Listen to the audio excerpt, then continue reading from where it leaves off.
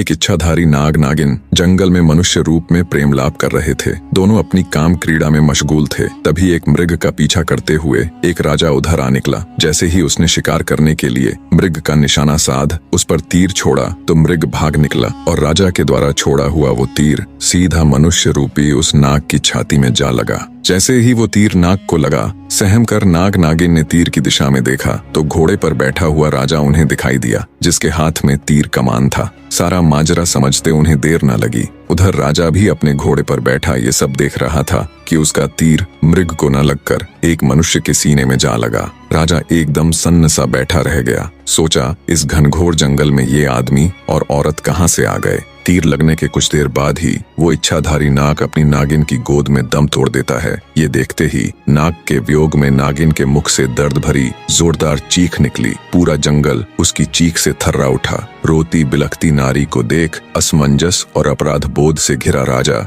जब अपने घोड़े से उतर उनकी तरफ चलता है, तभी उसने देखा मृत्युप्रांत मनुष्य रूपी इच्छाधारी नाग अपने असली रूप में आ जाता है। ये देख राजा के पैरों नीचे से जमीन खिसक जाती है। उसे समझते देर न लगी कि ये तो इच्छाधारी नाग नागिन का जोड़ा था। अपने मरे हुए नाग पति को अपने गले में टांगे नागिन जोर जोर से रुदन करती हुई भयंकर गर्जना के साथ बोली, हे पापी मनुष्य, आज जिस प्रकार मैं अपने पति के वियोग में तड़प रही हूँ, एक दिन तेरी पत्नी भी तेरे वियोग में ऐसे ही तड़पेगी। ये सुनते ही राजा का चेहरा एकदम फीका पड़ गया। वो नागिन से बोला, हे नागिन, मुझे क्षमा करे, मैंने तुम्हें नहीं देखा, मुझसे बहुत बड़ी भूल हो गई।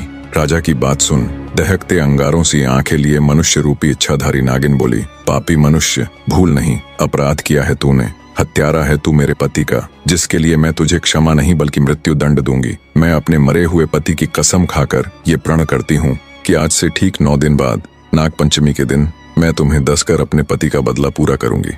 नागिन की बात सुनकर तो जैसे राजा का हृदय फट गया। बेचारा बेबस राजा अत्यंत भरे हृदय से राजमहल की तरफ चल पड़ता है। जब राजा राजमहल गया और रानी ने उसका उतरा हुआ चेहरा देखा तो वो भी उसे देख चिंतित हो उठी। रानी बोली, क्या हुआ महाराज, आप जब से शिकार से वापस आए हैं तब से आपका चेहरा बिल्कुल उतरा हुआ है। ऐसा क्या हुआ महाराज, मुझे बताएं। तब राजा रानी के सामने जंगल में हुई पूरी घटना कह सुनाता है। सारी बात सुन रानी भी सन्न रह गई। रानी एक पतिव्रता स्त्री थी। वो बोली, महाराज आप चिंता मत कीजिए, आपको डसने से पहले उस नागिन को मुझे मारना होगा। मेरे रहते मैं आपके ऊपर कोई भी आंच नहीं आने दूंगी। अगले दिन राजा और रानी ने बहुत साधु महात्माओं और विद्वानों से अपनी इस समस्या को साझा किया, पर कहीं से भी उन्हें संतोषजनक हल नहीं मिला। किसी ने कुछ उत्तर दिया तो किसी ने कुछ करने को कहा। इन्हीं सब में 8 दिन गुजर जाते हैं। आज वो 9वां यानी नाग पंचमी का दिन था, जिस दिन वो नागिन राजा को डसने के लिए आने वाली थी। बने रहे।